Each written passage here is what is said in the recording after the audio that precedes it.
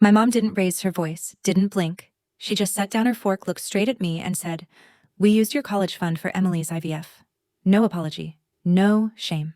Emily gave this soft little smile like it was a joke I was too immature to get. "You'll understand eventually." My dad adjusted a napkin that didn't need adjusting. The room tilted, but I didn't cry. Didn't ask why.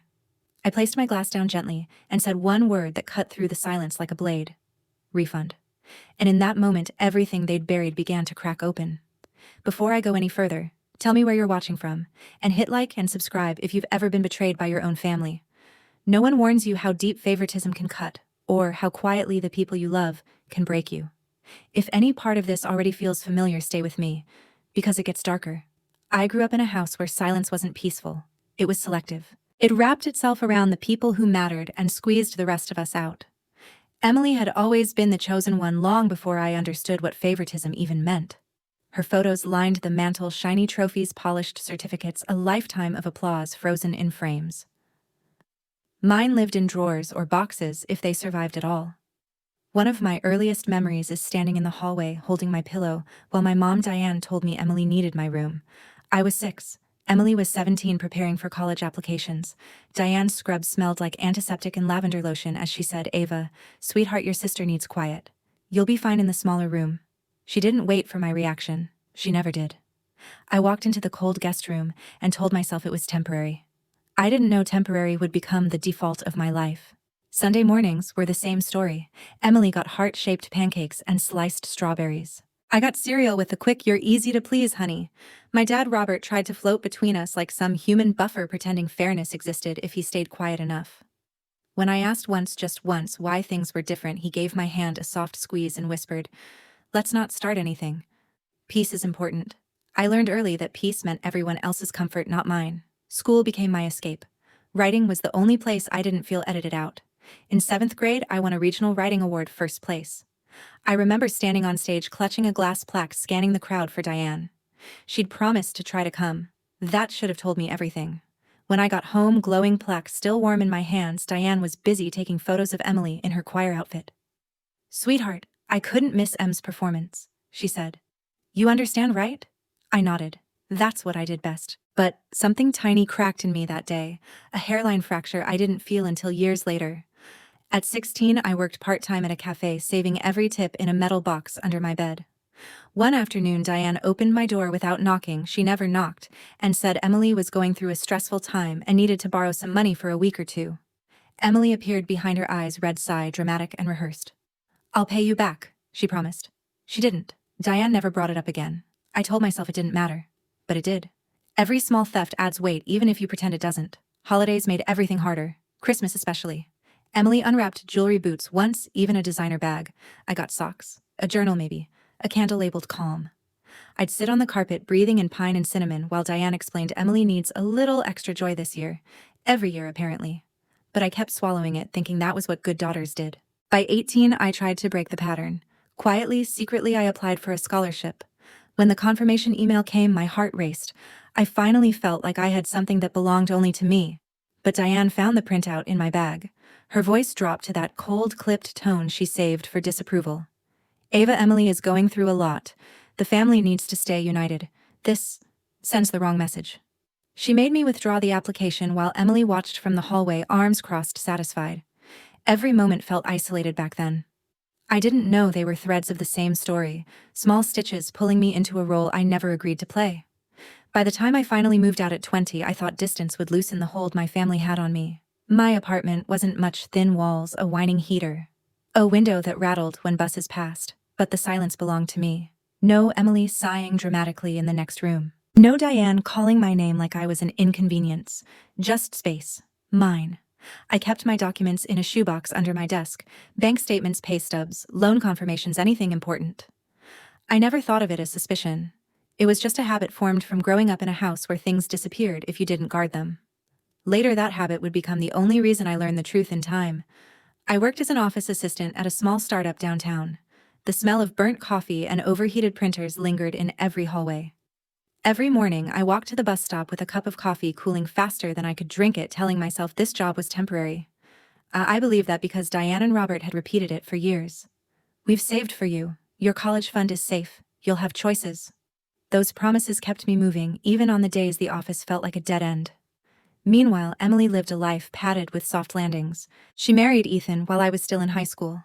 Their wedding looked like a magazine spread of fairy lights, champagne towers, Diane crying into a napkin like she'd produced royalty.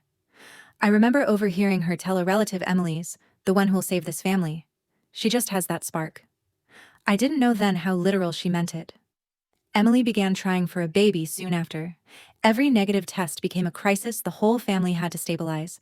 Every doctor's appointment was treated like a national emergency.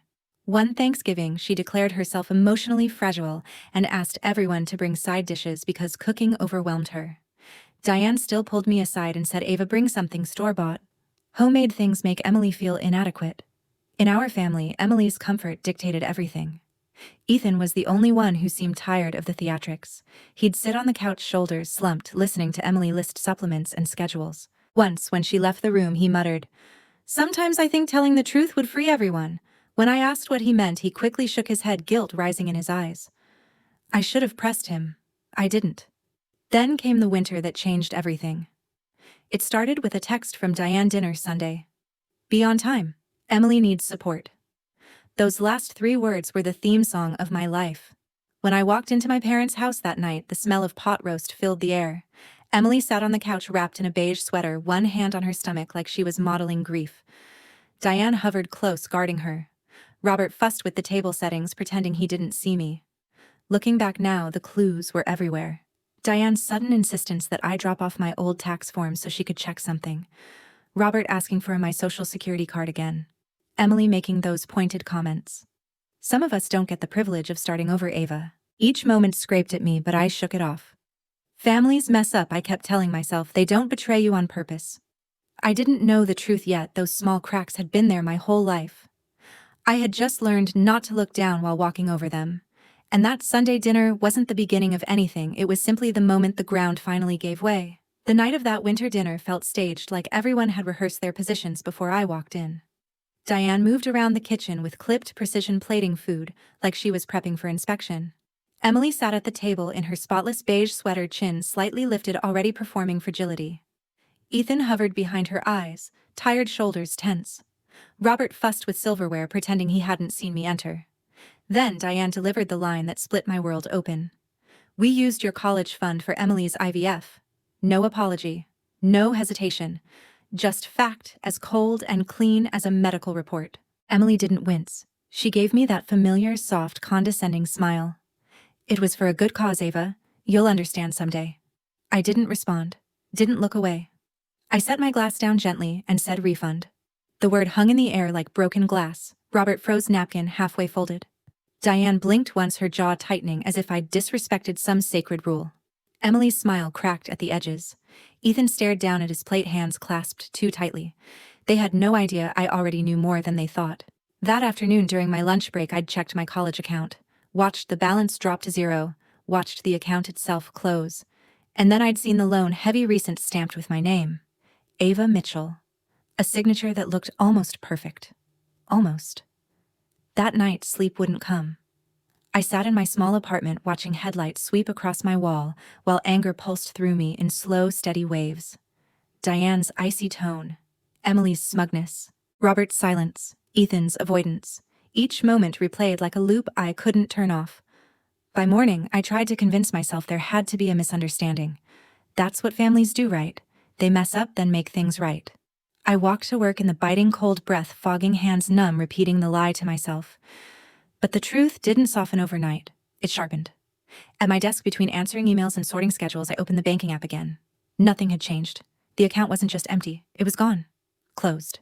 And the loan wasn't a glitch. It was processed, approved, signed. By me. My hands shook as I zoomed into the digital signature. The curve of the A. The sharp angle of the V. The slight hesitation before the final M. It looked like mine, but it wasn't mine. No one imitates your handwriting that precisely unless they've practiced. A cold realization crawled up my spine. Someone in my family had prepared for this. As if sensing my thoughts, my phone buzzed. A text from Diane. "Don't overthink things. Emily is under a lot of pressure. She needs the family right now." When I didn't reply, another text came through. "If you can contribute a bit more this month, it would really help her mental state." I stared at the screen, disbelief dissolving into something sharper. My stolen future wasn't a mistake, it was an expectation. That evening, I drove back to my parents' house. I don't know what I wanted, maybe honesty, maybe guilt. But when I walked into the kitchen, Diane was folding towels, Robert was wiping down a spotless counter, and Emily was scrolling her phone, legs crossed like a queen holding court. "Mom," I said quietly, "did you or Dad take out anything in my name?" Diane didn't turn fully toward me. "Ava, don't start. You're being dramatic. We did what we had to do for your sister." "For Emily," I echoed. "Yes," she snapped. "She's fragile. A good sister wouldn't make this harder." Something inside me tightened, not loud, not dramatic, just a quiet wire pulled near breaking. "This wasn't support," I said, "it was theft." Emily finally looked up. "Oh please, you're young. You can start over. Not everyone has that luxury." Robert cleared his throat. "Let's keep the peace, okay, peace? Their kind of peace. The kind built on my silence." I left with my jaw clenched, heart pounding, not in fear but in certainty. If I didn't draw a line now, I'd never have one. The next morning, the situation worsened. At 8:14 a.m., an email alert flashed across my phone. "Unusual account activity detected." My stomach tightened. The timestamp lined up with something I'd tried to ignore 3 months earlier. The same week Diane had insisted on sorting my mail to save me time, and the same week she'd asked for my social security number again, just in case. I reread the alert twice, the words blurring into something heavier than panic. I needed answers I couldn't get from a screen, so I went to the one person I trusted. Jade. The downtown branch of Crescent Bank buzzed with lunchtime traffic when I walked in, shoulders hunched against the cold. Jade took one look at my face and pulled me straight into her office. "You look awful," she said softly. "What happened?" I showed her the alert. Then the loan, then the signature. Her expression darkened. She typed quickly, pulling up my credit file. After a moment, she turned the screen toward me. "Ava, this wasn't a clerical error," she said. "Someone filled out these forms intentionally.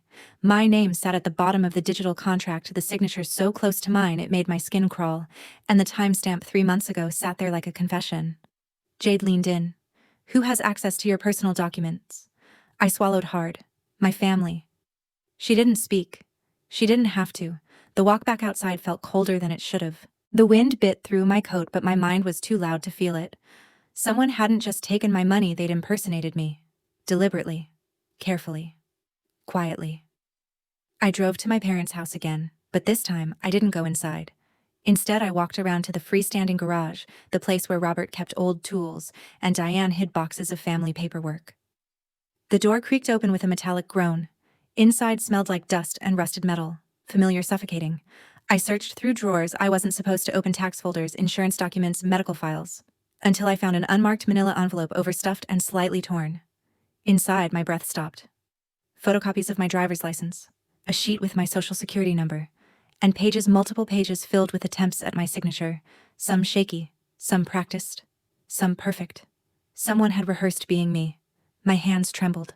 The cold dug into my bones, but the fear sat lower, deeper. This wasn't a moment of desperation. This was preparation. Footsteps crunched outside. The side door opened, letting in a slice of gray light. Ethan stepped inside, eyes widening when he saw what I was holding. "Ava," he whispered, "you shouldn't be here. Did you know about this?" I held up the signature sheets. His face tightened. He looked away. "Emily said it was just for insurance paperwork." "I didn't think insurance doesn't require forging someone's name," I said sharply. He swallowed, guilt crawling across his face. "There's more she hasn't told anyone. A lot more." My pulse quickened. "What does that mean, Ethan?" He hesitated, then shook his head like he was afraid the walls might hear him. "Just be careful. Your mom and Emily, they've crossed lines I didn't think they would." Before I could ask more, the back door slammed. Ava, Diane's voice carried across the yard. Ethan's face drained of color. "You have to go. Now." I slipped out through the side gate, heart hammering, snow crunching under my boots. I didn't stop walking until I reached my car. My breath fogged the windshield as I gripped the steering wheel, trying to slow the pounding in my chest. That night, I didn't confront anyone. I didn't argue or demand explanations. I walked to the cafe near my apartment, a place whose flickering lights and burnt coffee smell made anonymity feel safe, and laid the documents across the table. My ID copies, my stolen numbers, my forged handwriting, my future twisted into someone else's plan. And for the first time in my life, I didn't feel confused. I felt certain. This wasn't a family mistake, or a misunderstanding, or a sacrifice made for Emily. This was a system, a strategy, a decision built step by step, month by month, lie by lie. If they could erase my future that easily, I needed to be just as deliberate in taking it back. And that decision led me straight to the one place they would never expect me to fight them. The clinic. The sky was a washed-out gray the day of the clinic meeting, one of those winter afternoons where everything feels suspended, like even the air is holding its breath. I parked outside the fertility center and let the heater hum against my hands until my heartbeat steadied. I wasn't calm. I was focused. There's a difference. One by one, my family arrived. Emily stepped out first, wrapped in another beige coat, chin lifted as if she were walking into a place where she expected praise. Ethan walked behind her shoulders, small gaze fixed on the ground. Diane and Robert came last. Diane stiff and irritated, Robert quiet, hands shoved deep into his pockets. No one greeted me. A receptionist led us into a small consultation room, white walls, soft lamp, round table. Too peaceful for the truth sitting between us. I took a seat facing the door. Emily sat across from me, arms tucked tightly like she was preparing for accusations she thought she could swat away. Diane hovered beside her like a shield. Robert sat beside Emily, eyes down. Ethan slipped into the final chair, barely looking up. Emily exhaled sharply. I still don't get why we're here. If this is another guilt trip? It isn't, I said calmly. I just want clarity. Before anything else could be said, the door opened. Dr. Naomi Patel walked in, calm, steady, the kind of presence that makes a room straighten itself. She sat, folded her hands, and looked at each of us with quiet authority. Thank you for coming, she said. I understand there's confusion about the treatment plan and financial decisions. Emily jumped in quickly, a rehearsed sweetness coating her voice. Yes, my family doesn't understand the situation. I told them the clinic could explain. Dr. Patel nodded once. Then let's start with the facts. She turned slightly toward Emily. When you first came to us, Emily, we ran a full panel of fertility tests. Your results were completely normal. Silence dropped like a stone. Emily blinked. I don't know what you're talking about. Diane's brows pulled together. Doctor, that can't be right.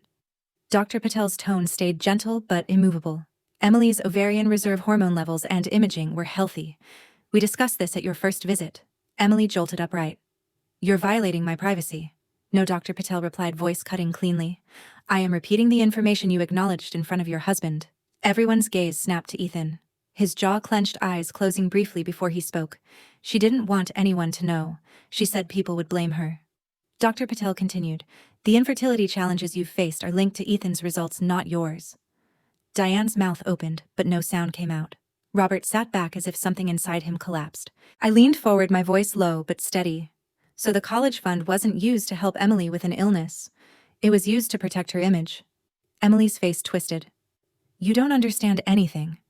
I opened my folder and spread the documents across the table. Loan statements, ID copies, the forged signature they thought I'd never find. I'm not here to argue, I said. I'm here to hand back everything I never agreed to carry. Diane shook her head, anger pushing into her voice. We were trying to help your sister, and in the process I said you erased me. The room held its breath. I stood gathering my coat, my heartbeat measured and cold. Starting today, anything tied to my name is handled legally, and whatever financial responsibility you created, it goes to the person you did it for. Emily scoffed. So now you think you're better than us? I looked straight at her. No. I finally think I'm enough. No one said a word as I opened the door. Thank you for your time, doctor. And when I stepped into the cold hallway, something inside me shifted. Clean, sharp,